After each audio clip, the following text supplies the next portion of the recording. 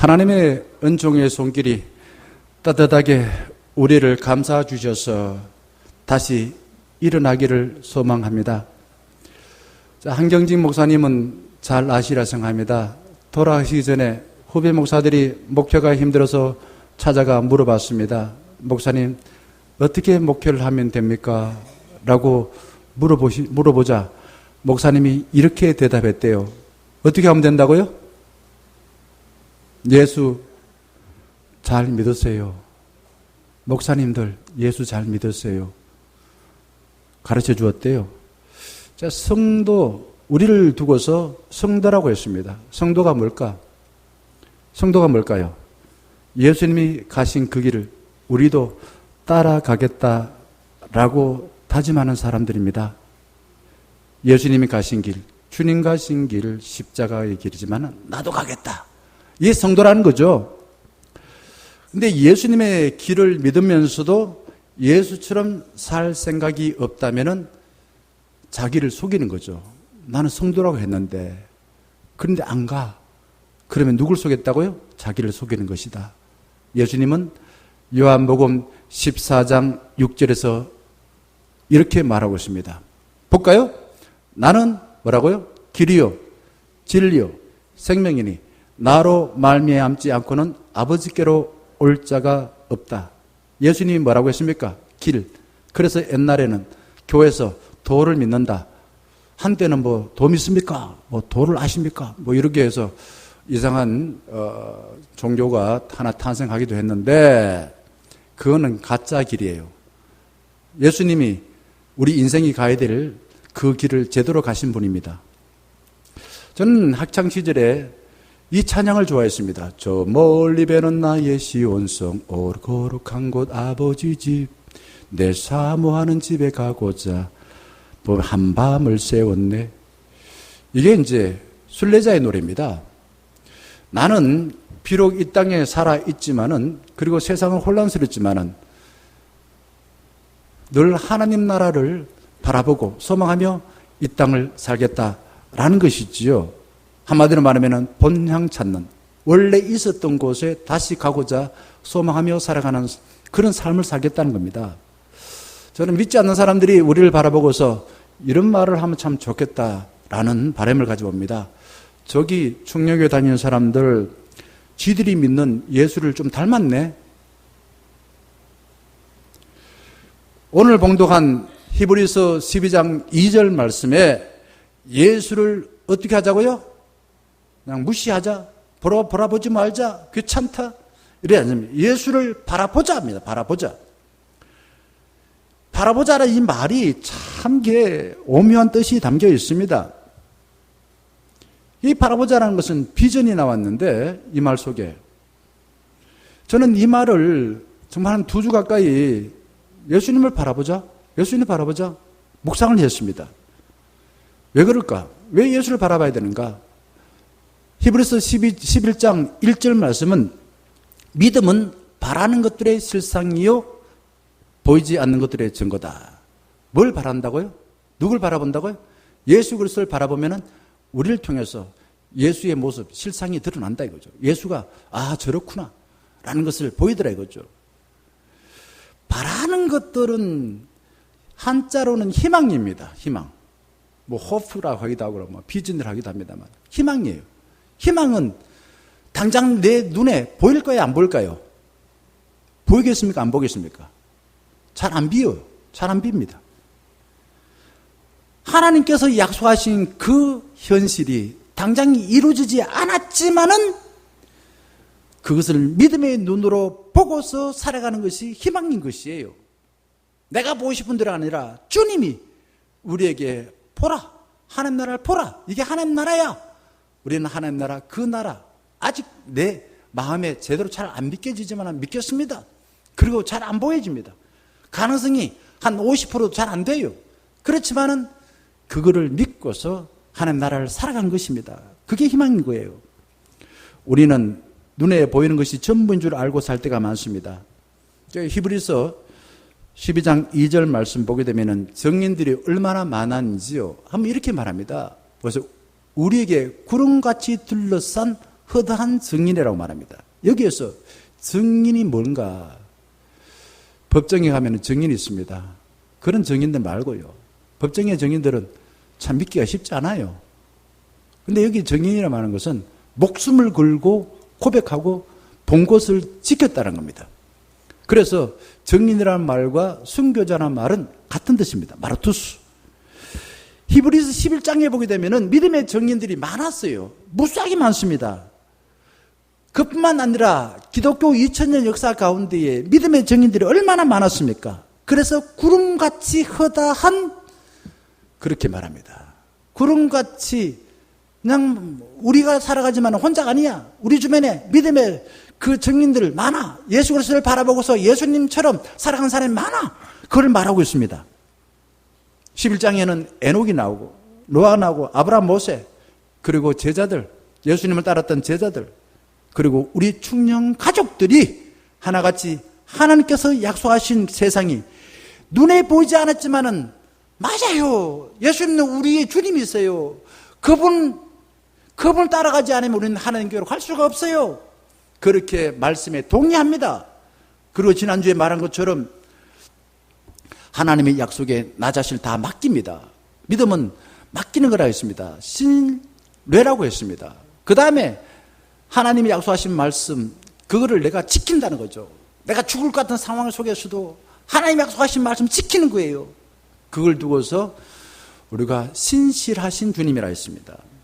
그리고 말씀을 나의 손과 발이어 살아가는 것. 이게 믿음이다. 제가 지난주 그렇게 말씀드렸죠. 여기에 믿음의 증인들이 히브리서 11장 16절에 보게 되면은 이 땅에서 이렇게 살아냈대요. 산 비결이 뭡니까? 더 나은 본향을 삼하니. 뭐보다? 지금보다. 지금 눈에 보이는 이 세상보다 더 나은 본향을 삼하니 곧 하늘에 있는 것이라. 이렇게 말합니다. 저는 우리가 이 땅에 살아가지만은, 이 땅에 발을 딛고 살아가지만은 이미 내 마음속에 하나님 나라라는 그 큰 산이 내 마음에 들어와 있다 이거죠. 칼종 같은 경우에는 그런 이야기 해요. 빙산의 일각이다 합니다. 저기 빙산에 눈에 보이는 건 그 일각, 하나의 그 뿔끝처럼 보이지만은 그 아래에 더 많은 산들이 있다 이거죠.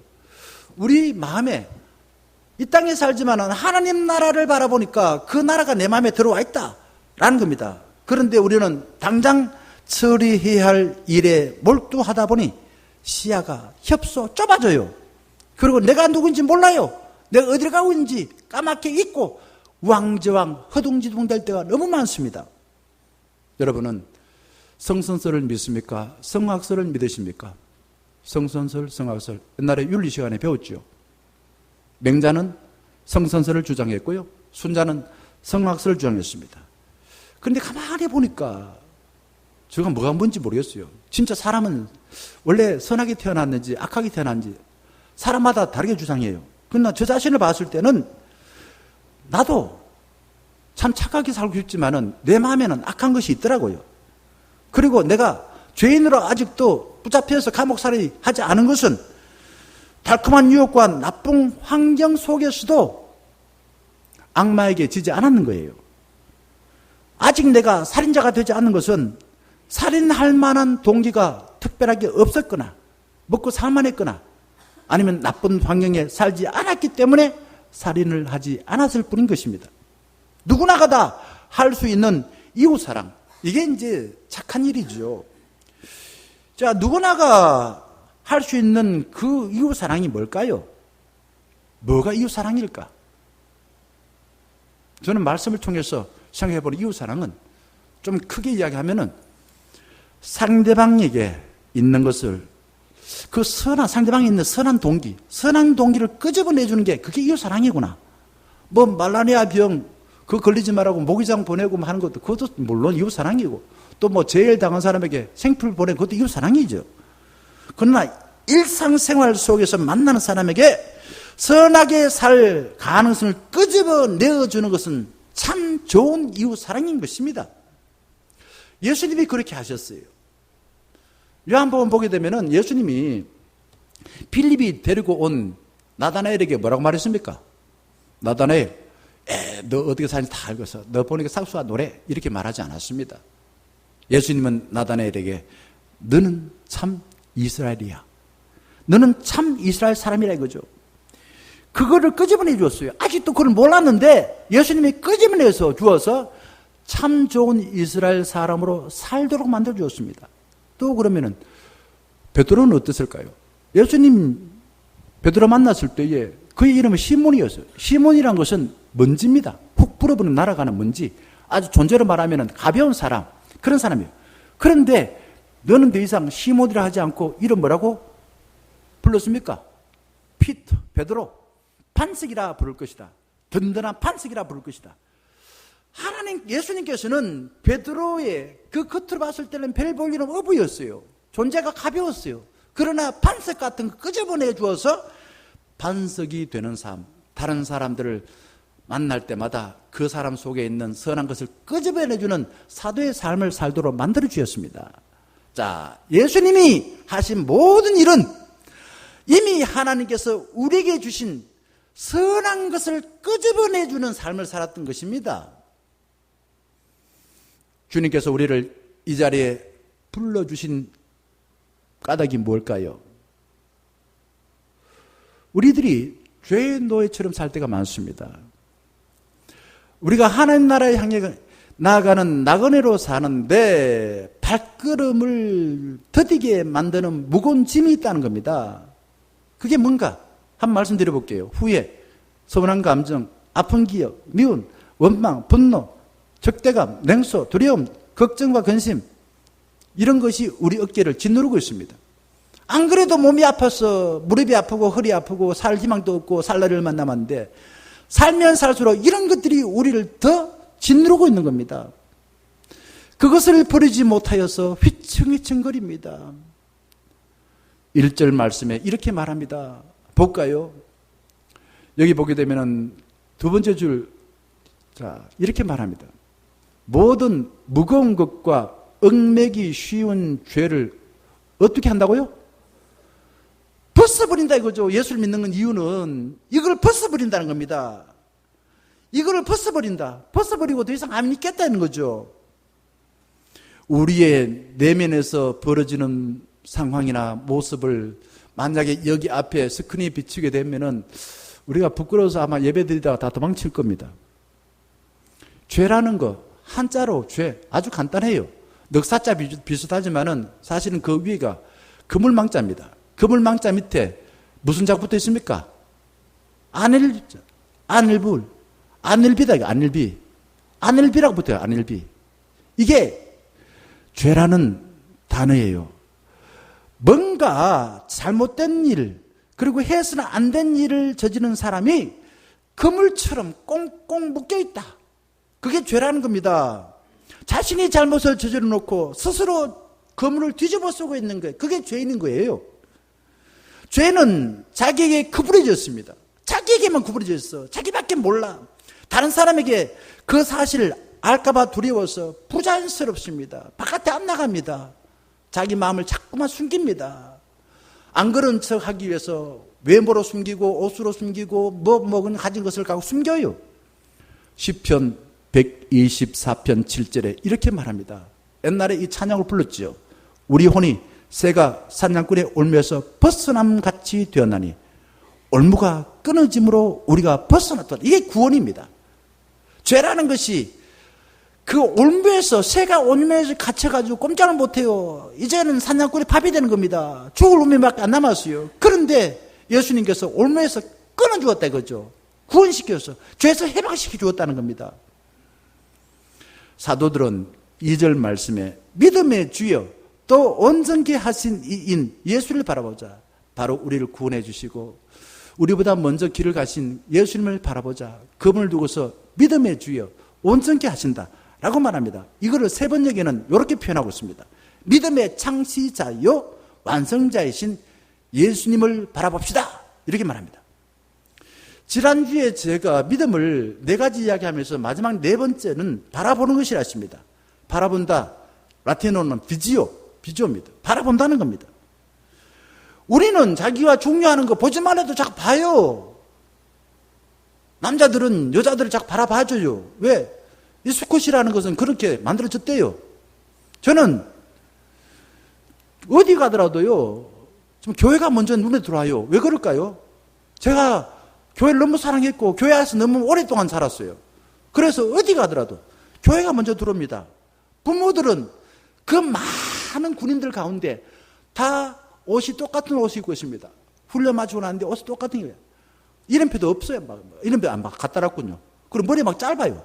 그런데 부모는 자기 자식을 알까요? 모를까요? 그 많은 훈련병 중에서 그냥 귀신같이 알아냅니다. 알아내요. 왜? 늘 관심이 있고 늘 바라봤기 때문에 그래요. 우리가 누구를 바라보고 그를 믿고 그를 본받아 살고 싶은데 누구를 본을 여기며 살아가면 참 잘 살겠습니까? 고대 자유주의 철학자들은 우주의 시작은 이렇다고 말했습니다. 자유주의 철학자들은 물이요, 불이요, 공기요, 흙이요, 원소다. 그 뭐 탈레스는 뭐라고 말했고 뭐라고 말했고 그런 이야기해요. 그런 어떤 그 자연의 그러한 뭐 원소를 가지고서 뭐 이 인류가 시작됐대요. 사도들은 믿음의 창시자 아르케, 이 아르케입니다. 헬라어로는. 그리고 완성자 텔로스입니다. 목표. 예수님만 바라보면은 너희 삶 잘 살 거야. 승리할 거야. 이렇게 말하고 있습니다. 결국 어느 곳에서 무엇을 하든지 믿음을 갖고 의지적으로 예수를 바라보라라고 권면하고 있습니다. 그런데 우리 입술은 예수를 닮은 것 같지만 예수님과 무관하게 살 때가 참 많습니다. 찬양 있지 않습니까? 입술은 주님 닮은 것 같지만 지난주에 그랬습니다. 우리가 하나님 믿는다고 말하지만은 입술로는 공개적으로 말해요. 안 그러면 믿음 없다고 이야기할까 싶어서. 그런데 우리 손과 발이 되어서 그래 살지 못할 때가 많았어요. 자, 창세기 27장 22절에 이 세 번역을 가지고 보게 되면은 이삭이 자기 아들 둘이 있었죠. 자, 첫째 아들이 누굽니까? 에서지요. 둘째 아들이 누굽니까? 야곱입니다. 그런데 첫째 아들 에서한테 축복을 해주라는 것을 그 아내가 들었어요. 그리고 이 아내가 리브가가 야곱을 사랑했습니다. 그래서 어떻게 했습니까? 야곱을 에서처럼 변장해서 아버지한테 가서 축복을 받으려고 합니다. 그러자 22절 보세요. 이렇게 말합니다. 야곱이 아버지 이삭에게 가까이 가니 이삭이 아들을 만져보고서 중얼거렸다. 목소리는 누구 같다고요?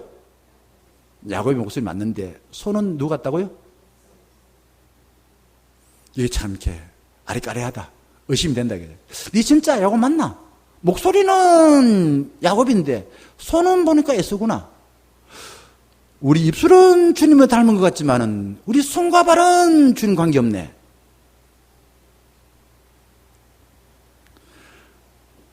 하나님은 우리를 보신 뒤에 입으로 예수님을 믿음의 창시자요 완성자라고 고백하고 입으로만 아니라 그 다음에는 내 손과 발로 너는 나이를 참 잘했구나 라고 칭찬하면 좋을 것 같습니다. 자, 마음 씀씀이 사람을 대하는 태도, 세상을 바라보는 시선이 누구를 닮아야 될까요? 주님을 닮지 않는다면은 내가 믿는다고 말하지만은 아직도 믿음의 세계에 들어서지 못한 것입니다.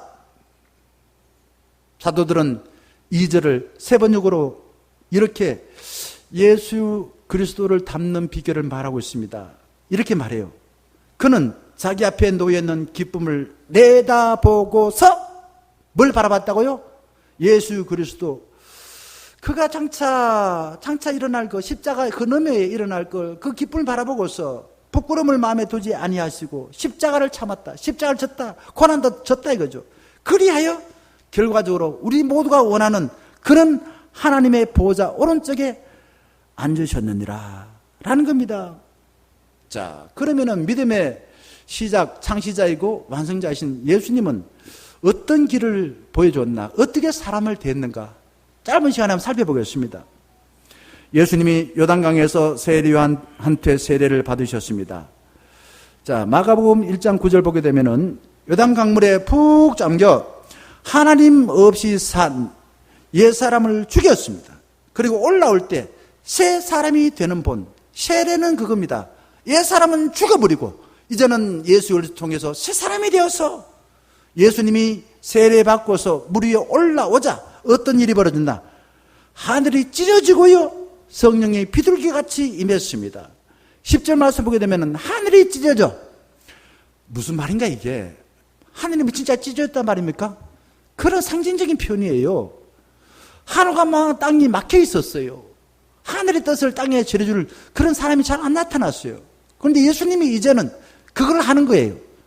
하늘이 뚫려서 땅으로 내려와가지고 이제는 옛세계가 끝나고 새로운 세계가 펼쳐진다는 겁니다. 그때 하나님께서 예수님 향해서 이렇게 말했습니다. 한번 같이 읽어보겠습니다. 시작. 하늘로부터 소리가 나기를 너는 내 사랑하는 아들이라 내가 너를 기뻐하노라 하시니라.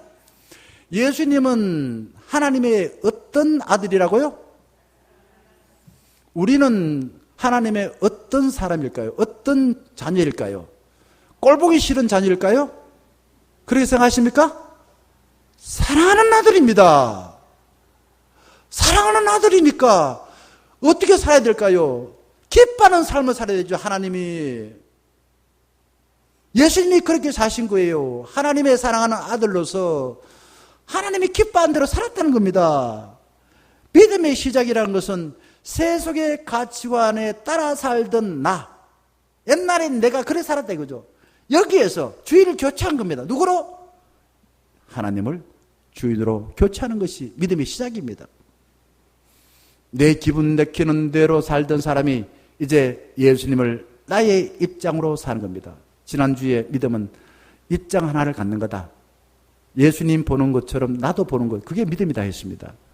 예수님은 세례를 받으신 뒤 사심을 버리시고, 예수님 사는 건 사심이 없었어요. 사심이. 자기밖에 모르는 삶을 살지 않았습니다. 자기로 인해서 남을 살리는 삶을 살았습니다. 하나님의 뜻을 이루는 삶을 살았습니다. 하나님의 사랑하는 아들로서 하나님의 뜻을 이루는데 온몸을 바쳐 사신 분입니다. 예수님이 나를 바라보는 대로 나도 예수님의 눈빛으로 다른 사람과 세상을 바라봐야 됩니다. 사람을 보실 때에 눈빛을 보고서 판단해요. 저 사람 나 미워한다. 저 사람 나 좋아한다. 저 사람 따뜻하다. 저 사람 냉랭하다. 죄송합니다. 저도 눈이 좀 이렇게 일자가 되어서 냉랭하다는 이야기 좀 많이 들어요.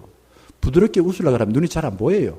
그래서 좀 이렇게 웃고 싶은데 잘 안 돼서 고민이 많습니다. 가끔씩 거울 앞에 서서 웃는 막 그냥 모습을 보이기도 하고 흉내를 내보고 막 연습을 합니다. 그래요. 예수님이 나를 바라보는 대로 나도 다른 사람을 그렇게 바라보자 이거죠. 하나님은 우리가 이웃을 바라보는 그 눈빛으로 우리를 바라보시는데 내가 싸늘하게 이웃을 바라보고 경멸한 눈으로 바라보면은 하나님도 우리를 그렇게 바라보신다. 마음 아파요. 어떻게 바라보시길 원하십니까? 다른 사람 볼 때 싸늘하게? 냉랭하게? 하나님도 우리 그렇게 바라보신대요.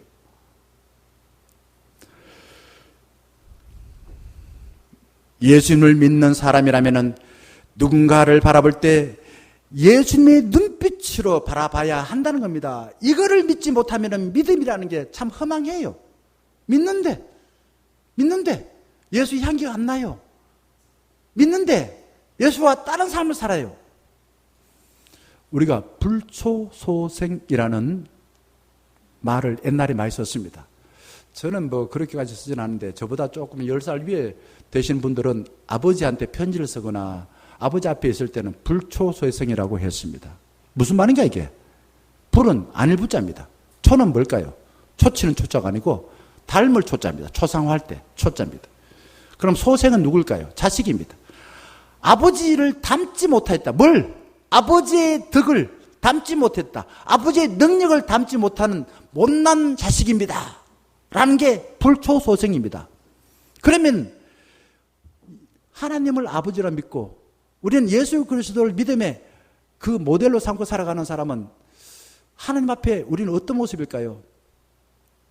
믿는 자로서 불초소생이 아닐까? 하나님 아버지를 닮지 않고 이상하게 세상을 닮지 않았을까? 안 그러면 좋겠는데.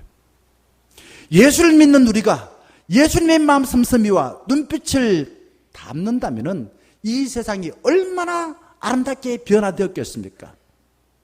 그런데 우리는 예수님의 입장으로 세상을 보지 못할 때가 너무 많습니다.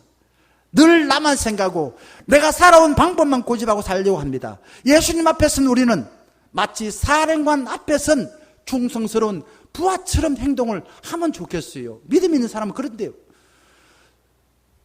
하나님, 제가 명령한 대로 살다가 다시 돌아왔습니다. 그런데 돌아보니까 이것저것 못했네요. 이건 했습니다.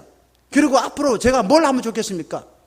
그래, 나아가서 하나님의 나의 사랑하는 아들, 딸로서 내가 기뻐한 대로 살아라.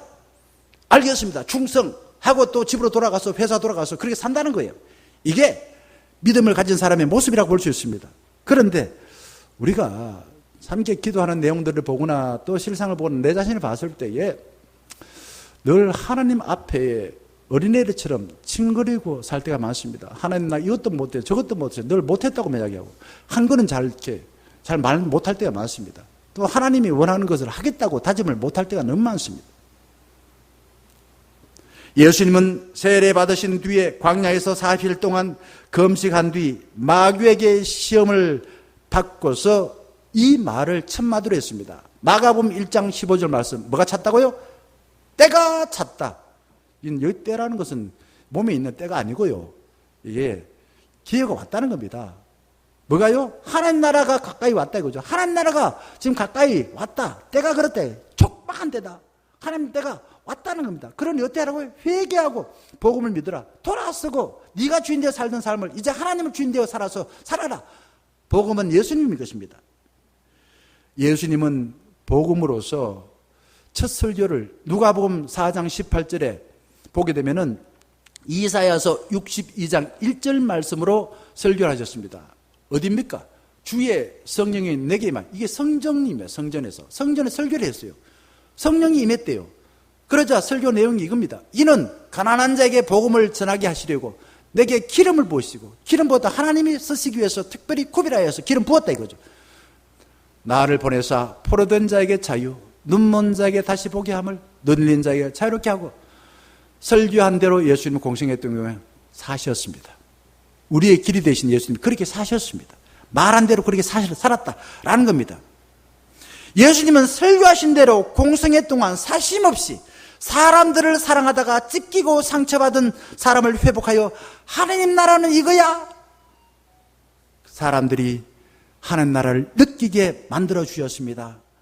성경에 보게 되면 예수님 만난 무수한 사람들은 다 실망하고 돌아간 것이 아니라 아주 행복했어요. 당신 없이 못 살아. 정말 못 살아. 예수님 없이 못 살아. 정말 못 살아. 나는 예수님 떠나고 싶지 않아요. 떠나고 싶지 않아요. 변화산에서 세상에 내려가고 싶지 않아요. 라고 말했지 않습니까? 우리는 어떻습니까? 예수님이 사람을 대하는 태도 우리 배우려고 애를 써야 됩니다.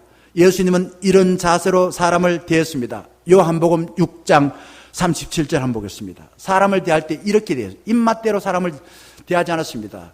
피가 그냥 내하고 가까운 부모하고만 가까이 지내고 형제만 가까이 지내지 않았어요. 보세요. 이렇게만 한번 읽어볼까? 시작. 아버지께서 내게 주시는 자는 다 내게로 올 것이요 내게 오는 자는 내가 결코 내쫓지 아니하리라. 예수님은요, 길을 가다가 만나는 사람들, 아까 누가복음 4장 18절 말씀처럼 특별히 옥에 갇힌 자, 또 뭡니까? 네? 자유가 없는 사람들, 배고픈 사람들, 그런 사람들 만날 때마다 다 하나님이 나한테 보내준 사람이야. 그러면서 내쫓지 않았다 이거죠. 어떻게 했을까요? 따뜻하게 대해줬어요. 따뜻하게 되었다 이거. 예수님은 사람을 외모로 취하지 않았습니다. 신분을 보고서 취하지 않았습니다. 사람을 함부로 판단하고 내하고 좀 친해지면, 저 사람 친해지면 좀 덕이 될 거야, 그 사람한테 축자차도 매달지 않았어요. 지극히 작은 사람에게도 정말 하나님께 대하듯이 그에게 필요한 것을 살핍니다. 오랫동안 자세히 살핍니다. 그리고 자기 힘들더라도 그 사람에게 온전히 채워주는 삶을 살았습니다. 그게 마태복음 25장 40절 내용입니다. 우리가 판단하는 것과 다른 판단을 하고 계신다 이거죠. 세상에는요, 연약한 자들을 함부로 대해요. 그래서 우리가 힘을 가지려 하지 않습니까? 그래서 나는 높은 사람 누구 안다. 우리 아버지 누군지 아냐. 이렇게 이야기하지 않습니까? 그리고는 좀 내가 만만한 사람 이용하고 난 뒤에 단물 선물 다 빼먹고 난 뒤에는 버려요. 껌 씹듯이. 이게 세상 살아가는 사람들의 방법입니다. 우리 예수님은 그러지 않습니다. 지극히 작은 자도 하나님께서 만드신 창조작품이다. 그게 아버지가 보내준 사람을 한 사람도 내쫓지 아니하고 지극정성으로 대했다는 말입니다. 그리고 그를 아꼈어요. 그리고 그냥 환대했습니다. 수고하고 무거운 짐진 자들아 다 내게로 오라. 너는 안 돼. 네가 키가 작아서 안 되고 너는 냄새나서 안 되고 너는 병자라서 안 돼. 그러지 않았습니다. 누구든 안아주셨습니다. 우리가 사는 세상은 지금 적대감이 넘쳐요. 왜 이래서 됐습니까? 어느 시인이 말해요. 38선? 저기 서울 위에, 문산 위에, 거기에 남쪽과 북쪽에 38선, 위도 38도 거기만 있는 게 아니라, 우리 교회 안에도 38선이 있어. 우리 가정에도 38선이 있어. 우리 회사에도 38선이 있어. 우리 남 안에도 38선이 쫙 꺼졌어. 우리 편, 남의 편. 죽일 놈, 살릴 놈. 이런 식으로 이야기한다 이거죠. 주여. 왜 이럽니까? 왜 이래 됐습니까? 우리 예수님은 그렇게 하지 않았어요. 앞에 온 사람을 주님께서 보내준 사람을 여겨서 다칠까봐 안아주시고 보호해주시고 감사주셨습니다. 예수님은 사람들을 외모로 판단하지 아니하시고 전폭적으로 끌어 안아주셨습니다. 한번 볼까요? 가나와 혼인잔치 집에 왔습니다. 포도주가 떨어졌을 때 물로 포도주를 만들어서 그 잔치집에 온 모든 사람들 기뻐하는 것을 보고서 배합하지 않고 더 기쁨을 많이 만들어 주셨습니다. 이게 예수님의 첫 번째 행하신 이적인 것입니다. 우리 예수님은 뭔가 마음이 아픈 사람을 보고서 너 더럽다, 너 냄새난다, 꺼져! 그렇게 말하지 않았습니다. 모두가 더럽다, 몸이 아파서 죽을 것 같고 안 그래도 괴로운데 그 사람들 오면은 저 사람 더러운 놈이야, 더러운 놈이야, 하나님 나한테 천물 받았어 라고 말했던 나병 환자 어떻게 되었습니까? 예수님은 불쌍히 여겼습니다. 다가갔습니다. 손을 떼어줬습니다. 대제사장 가서 너는 이제 죄인이 아니다라는 것을 보여주라. 그리고 집으로 돌아가라. 깨끗하게 해줬어요. 마가복음 2장 17절에 예수님은 이 땅에 오신 목적을 이렇게 말합니다. 나는 누굴 위해서 왔다고요? 의인을 부르러 온 것이 아니요 죄인을 부르러 왔다. 전부여 어지없어서 내 마음대로 세상 살다가 나 실패했습니다. 나는 집 나간 둘째 아들이었습니다. 내가 돈만 있고 내가 세상에서 내 욕망에 끌려 살면은 행복할 줄 알았는데 살아보니까 실패했습니다. 나는 죄인입니다. 아버지가 그를 끌어안고 더러운 옷을 벗기고 새 신발을 씻겨주고 가락지를 끼워주고 동네 사람 창피한 줄 모르고 동네 사람 불러서 잔치를 벌여주지 않았습니까? 그게 바로 하나님 아버지의 마음인 거예요. 예수님이 그렇게 사신 것입니다. 세상 사람들은 귀신 들린 사람 더럽고 위험하다고 생각하여 돌 던지고 도망쳤습니다. 저도 초등학교 시골 있을 때에 그때는 이상하게 좀 정신 나간 여자분이 많았어요. 근데 어릴 적에 뭐 합니까? 덩달아 뭐 돌 던지기도 하고, 돌 던지지 않는지 제가 잘 기억은 안 나는데 던진 것 같아요. 자, 깨어진 마음을 가졌다. 깨어진 마음을 가진 사람은요, 자기를 사랑하지는 못해요. 그리고 사람을 보기만 하면은 막 때리려고 그래요. 왜 폭력적으로 바뀔까요? 왜 묻지마 관광, 아까 우리 묻지마 관광, 묻지마 저기 뭡니까? 폭력을 왜 행사할까요? 관장님 말씀하신 것처럼 이 세상이 지금 현재 왜 이렇게 폭력이 왜 이렇게 난무합니까? 사람들이 많이 모이는 곳에 테러가 왜 이렇게 장합니까? 살아오면서 많이 찔린 거예요. 사람들 찔린 거예요. 부모한테 찔린 거예요. 세상이 자기를 무시한 거예요. 한 번도 다른 사람의 사랑을 받아보지 못해서 사람을 보기만 하면은 폭력을 행사합니다. 예수님은 귀신 들린 사람 속에 있는 귀신에게 꾸짖습니다. 당장 나오너라. 내가 명하노니 당장 나오너라 이거죠. 그리고 어떻게 합니까? 그 사람을 멀쩡하게 만들어 주셨습니다. 예수님은 귀신 들린 사람 속에 있는 귀신을 꾸짖어서 멀쩡하게 살 수 있도록 인도해 주셨다. 저는 그렇습니다. 누가 이 귀신을 쫓아낼 수 있을까? 예수님은 어떻게 해서 쫓아낼 수 있을까? 예수님이 무슨 힘이 있었습니까? 행복이 있었습니까? 총이 있었습니까? 무슨 의사였습니까? 더러운 귀신을 쫓아낼 수 있는 사람은 깨끗한 마음을 가진 사람만이 쫓아낼 수가 있습니다. 예수님은 깨끗합니다. 죄가 없으십니다. 예수님은 다른 사람의 고통을 자기 속으로 받아들여서 정화시켜 주었습니다. 그리고 다른 사람을 온전하게 만들어 주었어요. 그래서 우리가 이사야서 53장 그가 찔림은 왜 찔렸다고 예수님이요? 우리의 허물을 인함이요. 그가 상함이 뭡니까? 왜 예수님께서 상해하셨습니까? 손에 발에 왜 창이 찔리고 못에 박혔습니까? 우리의 허물 때문이라. 예수님은 자기를 잡으러 온 군인들에게 제자 중 한 사람이 칼로 귀를 떨어뜨렸습니다. 그때 어떻게 했습니까? 그래, 네가 잘했다. 그렇게 말하지 않았어요. 예수님은 그 귀 잘린 로마 군인 그 귀를 만져서 고쳐주었습니다. 그리고는 뭐라고 말했을까요? 칼을 칼집에 다시 꽂아라.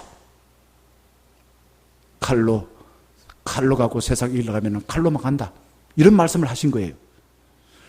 예수님은 마지막 숨을 거두시고 난 뒤에는, 거두실 때는 뭐라고 말씀하셨을까요? 누가복음 23장 46절에 이렇게 말합니다. 아버지, 두 번째 줄에 내 영혼을 아버지 손에 부탁하나이다. 부탁합니다. 뭐 이런 말을 했던 개그맨이 있습니다만은 누구한테 부탁한다고요? 사람에게 아니야. 아버지 손에 다 부탁한다. 라고 말했습니다. 우리가 마지막 죽음 앞에 이런 말 한마디 하면 참 좋겠습니다. 내 영혼 아버지께 다 맡깁니다. 예수님은 자기가 잘 살고 못 살고는 하나님께 다 맡겨드렸다라는 것입니다. 그로 부활하시고 난 뒤는 어떻게 했을까요? 자기를 배신한 수제자 베드로를 만나기 위해서 갈릴리 바다로 막 달려갔습니다. 어떻게 했습니까? 멱살을 딱 잡고, 야 이놈아, 네가 뭐라 그랬노? 네 뭐라 그랬노?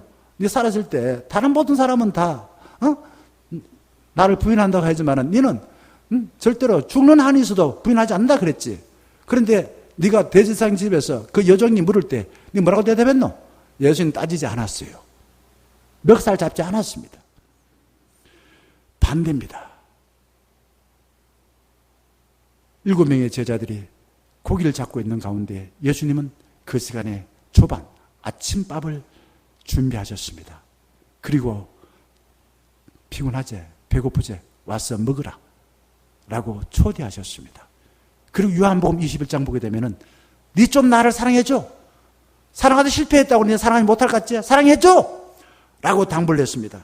그리고는 베드로에게 너도 나처럼 길 잃은 사람들에게 가서 길을 찾아주는 삶을 살아라 라고 당부했습니다.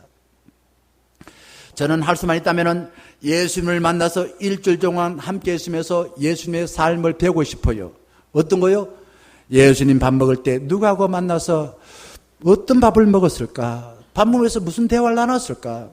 예수님은 어떤 옷을 입고 다녔을까? 신발은 어떤 걸 신었을까? 예수님은 살기 위해서 재산을 얼만큼 가졌을까? 자기 모함하는 사람 어떻게 대했을까? 그리고 괴로워 죽고 싶을 때 어떻게 해결했을까? 죽음을 어떻게 받아들인지 배웠어. 한 일주일 동안 배웠어. 저도 그렇게 살고 싶어요. 저도 휴가를 갔다가 휴학하면서 돌아보겠습니다. 예수님 마음 좀 배워서 와야 되겠는데 배워서 오도록 기도 좀 해주시기 바랍니다. 예수님은 어떤 사람도 혐오하고 차별하지 않으시고 있는 모습 그대로 받아들여서 따뜻한 시선으로 상대방의 온몸을 편안하게 만들어 주셨습니다. 사람들은 예수님을 만나서 대화하고 손길이 닿을 때마다 영원히 잊을 수 없는 그 감동, 예수님과 함께 했던 그 감동, 주님이 내 몸에 손 닿았을 때 그 감동, 예수님이 나한테 말했던 그 감동, 그걸 못 잊고서 한평생 산 것이에요. 사랑하는 충녀가족 여러분, 우리는 늘 예수님이 가신 길을 가지 못하게 만드는 무거운 짐과 얽매기 쉬운 죄를 만날 때가 많습니다. 믿음의 창시자이요 완성자이신 예수님만 바라보시고 얽매기 쉬운 죄를 벗어버립시다. 이제 주님이 가신 그 길을 인내하면서 인생을 끝까지 잘 살아내어서 하나님이 우리를 하나님 보좌 우편에 앉는 복된 삶을 사시기를 주의 이름으로 간절히 축원합니다. 함께 찬양하겠습니다.